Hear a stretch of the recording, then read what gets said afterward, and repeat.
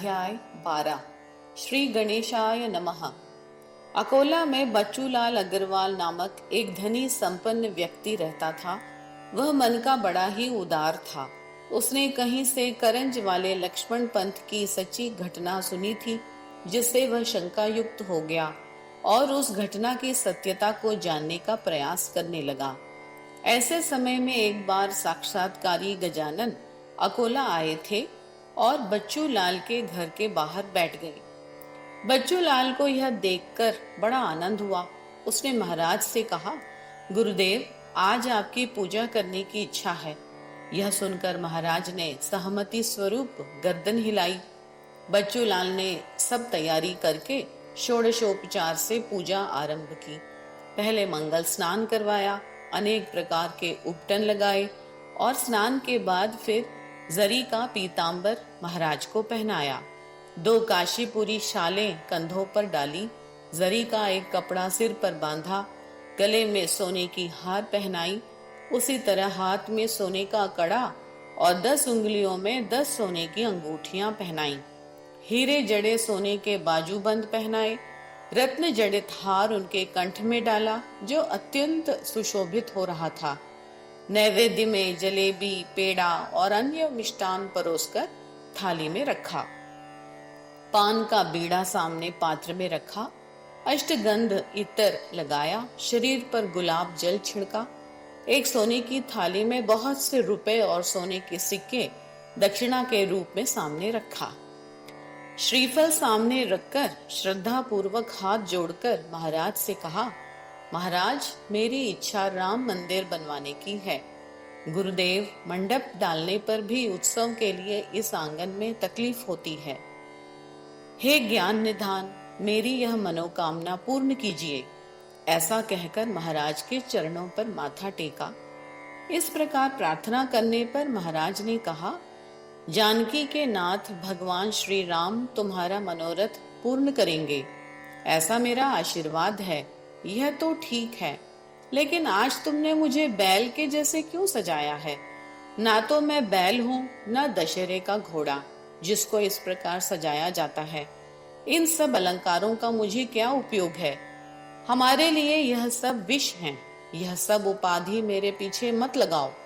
कहीं तुम बड़े धनवान हो, यह सब बताने के लिए तो नहीं कर रहे हो। जो जिसको अच्छा लगता है वही करता है। मैं उन्मत्त सन्यासी अवधूत हूँ, मुझे इससे कोई प्रयोजन नहीं है। तुम सांसारिक लोगों को इस सब की जरूरत है। मेरा यजमान विश्वकर्ता नियंता है, क्या वह मुझे यह सब नहीं दे सकता? ऐसा कहकर महाराज ने सारे आभूषण उतारकर चारों तरफ फेंक दिए। 2 पेड़े खाकर महाराज वहां से चल दिए। यह देखकर अकोला निवासी बड़े दुखी हुए। उनमें से कुछ लोग करंज के भी थे। वे लोग कहने लगे, हमारा लक्ष्मण अभागी था, उसने बच्चूलाल जैसी पूजा तो की, परंतु मन में धन का मौन रखकर आशंकित हुआ। ऊपर से बड़ा त्याग जताने का प्रयत्न किया, तो क्या महाराज को यह पता नहीं लग सकता था? वह तो सर्वज्ञ है। नैवेद्य समर्पण मंत्र तो पढ़ते हैं और सामने रखते सड़ी हुई मूंगफली। बच्चूलाल ने अकोला में तलाश किया, लेकिन महाराज का कहीं पता नहीं चला। शेगांव में एक पीतांबर नाम का दर्जी महाराज का भक्त मठ में रहता था। वह एक फटी पुरानी धोती पहने रहता था। वह बड़े श्रद्धा भाव से महाराज की सेवा भी करता था और एक दिन उसे उसका फल मिला।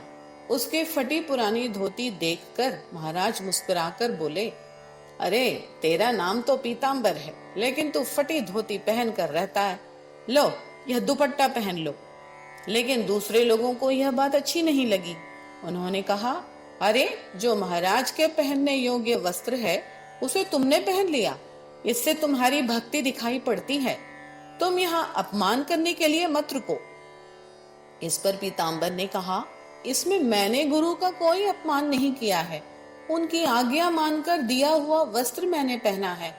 जब इन लोगों का विवाद बढ़ने लगा तो महाराज ने कहा, पीतांबर, बालक जब बुद्धिमान हो जाता है तब माता उसे दूर कर देती है। मेरी तुम पर पूर्ण कृपा है। तुम पृथ्वी पर घूमकर शरणागतों का कल्याण करो। ऐसी आज्ञा सुनकर पीतांबर आंसुओं से भरी आंखों से महाराज को दंडवत प्रणाम करके जाने लगा और बार बार पीछे मुड़कर मठ की ओर देख रहा था। शेगांव से निकलकर पीतांबर कोंडोली में पहुंचा और एक जंगल में आम के पेड़ के नीचे अपने गुरु का स्मरण करते हुए बैठ गया। रात भर वह उस पेड़ के नीचे बैठा रहा और चींटियों की तकलीफ से सुबह सुबह सूर्योदय के समय वह पेड़ पर चढ़ गया। वह वृक्ष चींटियों से भरा हुआ था। पीतांबर लगभग सभी शाखाओं पर जाकर देख आया, लेकिन कहीं भी उसे शांति नहीं मिली। वहां से कुछ गोपाल गुजर रहे थे और उन्होंने पीतांबर को इस तरह कृत्य करते देखा तो उन्हें आश्चर्य हुआ। वे आपस में बोलने लगे, यह बंदर की तरह उछल कूद क्यों कर रहा है? यह बिना डर के सभी शाखाओं पर घूम कर आया है, किंतु नीचे नहीं गिरा। यह बड़े अचरज की बात है। दूसरे बालक ने कहा, इसमें इतना अचरज करने की कोई बात नहीं है। गजानन महाराज के शिष्य में यह सामर्थ्य होता है, निश्चय ही यह उनका शिष्य है। इसके यहाँ आने का वृत्तांत हम लोग गांव में बताएंगे। बालकों के मुंह से उस वृत्तांत को सुनकर गांव के लोग आम के वृक्ष के पास आए और पीतांबर को देखकर कहने लगे, अरे यह ढोंगी जान पड़ता है जो गजानन महाराज के शिष्य के समान पागलपन दर्शाने का प्रयत्न कर रहा है। गजानन महाराज का असली शिष्य तो भास्कर था, जिसकी समाधि अड़गांव में है। महाराज का शिष्य भला पेड़ा बर्फी छोड़कर यहाँ उपवास करने क्यों आएगा? एक व्यक्ति सामने आया और पीतांबर से पूछने लगा, अरे भाई तुम कौन हो? यहाँ किस लिए आए हो? तुम्हारा गुरु कौन है? इस पर पीतांबर ने उत्तर दिया, मैं शेगांव का रहने वाला हूँ, मैं दर्जी हूँ और गजानन महाराज का शिष्य हूँ। महाराज ने मुझे यात्रा करने की आज्ञा दी है, इसीलिए मैं यहाँ आम के पेड़ के नीचे आकर बैठा हूँ। इस पेड़ के जड़ में बहुत सारी चींटियां हैं, इसलिए मैं ऊपर चढ़कर बैठ गया। यह सुनकर लोग बहुत क्रोधित हो गए और कहने लगे, अरे बड़ों का नाम लेकर छल करने का प्रयत्न मत करो। यह तो वही बात हो गई कि कोई औरत कहे कि मैं रानी हूँ और पेट भरने के लिए यहाँ मजदूरी करने आई हूँ। तुम्हारा कथन भी कुछ ऐसा ही लग रहा है। गांव के एक देशमुख श्याम राव ने कहा, अरे बहरूपिये, गजानन महाराज प्रत्यक्ष भगवान हैं, उनका नाम लेकर उनकी महिमा मत घटा। उन्होंने आम का मौसम न होते हुए भी आम वृक्ष में फल लगा दिए थे। अगर तुम्हारे अंदर ऐसा सामर्थ्य है तो तुम केवल पत्ते लगाकर दिखाओ, अन्यथा तुम्हारी दुर्गति कर डालेंगे। यह सूखा पेड़ बलिराम पाटिल का है, इसमें हम सबके सामने पत्ते उगाकर दिखाओ, वरना मार खाओगे। और अगर तुमने यह कर दिखाया तो तुम हम सब के लिए पूजनीय हो जाओगे। यह सुनकर पीतांबर घबरा गया और कहने लगा, ऐसा कहकर मुझे परेशान मत करो, पहले मेरी कथा तो सुन लो। जैसे एक ही खान में हीरा और पत्थर निकलते हैं, वैसे ही मैं गजानन महाराज के शिष्यों में एक पत्थर हूँ, इसमें किंचित भी संशय नहीं है। किंतु खान में अगर पत्थर हो तो खान को दोष नहीं लगता, फिर मैं अपने गुरु का नाम क्यों छुपाऊं? इस पर श्यामराव ने कहा, व्यर्थ की बात मत करो। शिष्य पर संकट पड़ने पर वह अपने सद्गुरु का आह्वान करते हैं, और अगर शिष्य अधिकारी ना हो तब भी सद्गुरु उसकी सहायता करते हैं। यह सुनकर पीतांबर की स्थिति एक तरफ कुआं और एक तरफ खाई जैसी हो गई। पीतांबर चिंता में पड़ गया, उसको कुछ नहीं सूझ रहा था और सूखे हुए आम के पेड़ के पास सब लोग जमा हो गए। उनमें स्त्रियां और बच्चे भी थे। सबको उत्सुकता भी थी कि अब क्या होगा। अंततः कोई उपाय न मिलने पर पीतांबर हाथ जोड़कर अपने सद्गुरु की स्तुति करने लगा। हे समर्थ स्वामी गजानन, ज्ञान कोश के सूर्य, इस समय आप दौड़ कर आइए और भक्तजनों के पालन करने वाले मेरी वजह से आप पर दोष नहीं आना चाहिए। अपने भक्त की रक्षा करने के लिए इस आम वृक्ष में पत्ते ले आइए। मैं केवल आप पर भरोसा करता हूँ, शीघ्र आइए, नहीं तो मेरी मृत्यु निकट ही है। हे प्रभु, लोग मुझे आपका शिष्य कहते हैं, मेरा तो कोई महात्म्य नहीं है। फूलों की माला से धागे की कीमत होती है, आप पुष्प हैं और मैं धागा हूँ। अब और देर ना कीजिए, हे गुरुदेव, ये सूखे वृक्ष को पल्लवित कीजिए। इस प्रकार प्रार्थना करके पीताम्बर ने लोगों से कहा, भाइयों, आप लोग सद्गुरु गजानन के नाम का जय घोष करिए। सभी लोग महाराज के नाम का जय जयकार करने लगे। इतने में ही एक अद्भुत घटना घटी। सूखे हुए पेड़ पर नए नए पत्ते आने लगे, जो सब लोगों ने अपनी आंखों से प्रत्यक्ष देखा।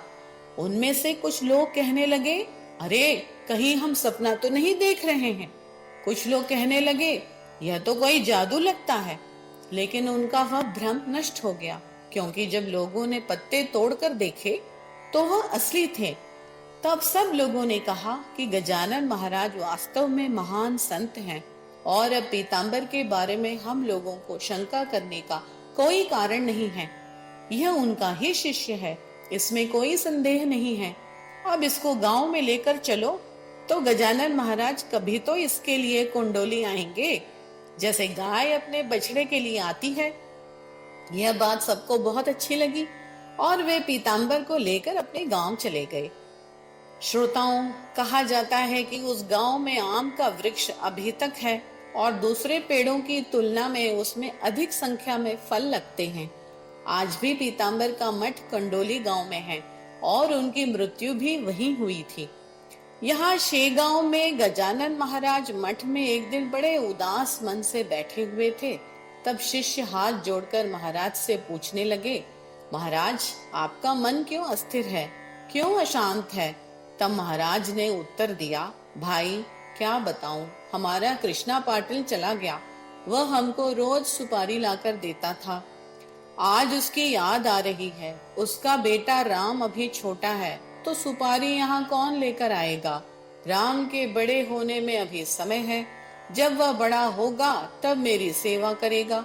इसलिए अब मैं इस मठ में रहने को तैयार नहीं हूँ। महाराज के ऐसा बोलने पर सबको चिंता हो गई कि महाराज शायद यहाँ से जाना चाहते हैं। चाहे कुछ भी हो, हम लोग उनके पैर पकड़कर विनती करेंगे कि महाराज यहाँ से मत जाइए। सभी लोगों ने महाराज के चरण पकड़ लिए और प्रार्थना करने लगे, भगवान, आप हम लोगों को छोड़कर कहीं मत जाइए। महाराज से बोले, आपकी जहाँ इच्छा हो वहाँ रहें, किंतु शेगांव को छोड़कर मत जाइए। तब महाराज ने कहा, तुम्हारे गांव में पाटिल और देशमुख दो दल हैं, उनमें फूट है। मुझे किसी की जगह नहीं चाहिए। मैं शेगांव में जिस जगह पर किसी का भी अधिकार ना हो वहां रहूंगा। इससे सब लोग चिंता में पड़ गए। बड़ी कठिन समस्या है, यहाँ तो विदेशियों का राज है। भला ऐसी सरकार महाराज के लिए जगह कैसे देगी? धार्मिक कारण के लिए सरकार से जगह मिलना कठिन है। सबने महाराज से कहा, महाराज, हम में से किसी की जगह में आप रहिए, हम देने को तैयार हैं। सुनकर महाराज ने कहा, अरे यह सब तो तुम लोगों का अज्ञान है। यह सारी जमीन तो सच्चिदानंद की है। जाओ, आप लोग प्रयत्न करो, कल जगह जरूर मिलेगी। अब आगे बात मत करो, हरि पाटिल के हाथों यश आएगा। यह सुनकर सब लोग हरि पाटिल के पास गए और उनकी सलाह पर अर्जी करके जगह मांगी। उस समय उच्च अधिकारी बुल्डाना में था, जिसने अर्जी के अनुसार 1 एकड़ जमीन दी। साथ ही उसने यह भी कहा कि आप लोगों ने 2 एकड़ जमीन के लिए अर्जी दी थी, मैंने 1 एकड़ दी है। अगर 1 वर्ष में आप लोग इसको विकसित करते हैं तो मैं 1 एकड़ और दूंगा। इस प्रकार का प्रस्ताव सरकारी रिकॉर्ड में है। ऐसा महाराज की वाणी का प्रभाव था। फिर बंकट लाल और हरि पाटिल राशि इकट्ठा करने लगे। कम समय में ही राशि इकट्ठी हो गई और काम भी शुरू हो गया। यह वृत्तांत अगले अध्याय में सुनाऊंगा। संत पुरुषों की मनोकामना पूर्ण करने के लिए जगदीश सदैव तैयार रहते हैं। दासगणों द्वारा रचित श्री गजानन विजय ग्रंथ अपने कल्याण के लिए आप लोग शांत चित्त से जरूर सुनिए। शुभम भवतु। 12वां अध्याय समाप्त।